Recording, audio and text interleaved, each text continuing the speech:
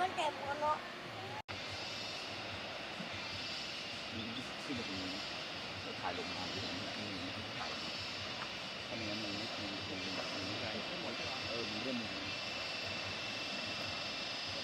กล้องกูวายมันน่าเกลียดวายต้องเที่ยวเหรอเฮ้ยไม่เป็นไรน้ำตกมันไม่ใช่ที่จะขึ้นมาตรงนี้จะถ่ายลงมาที่นี่ถ่ายถ้าไม่งั้นมันไม่ได้มันเริ่มกล้องกูวายมันน่าเกลียดวายต้องเที่ยวเหรอเฮ้ยไม่เป็นไรน้ำตกมันไม่ใช่ที่จะ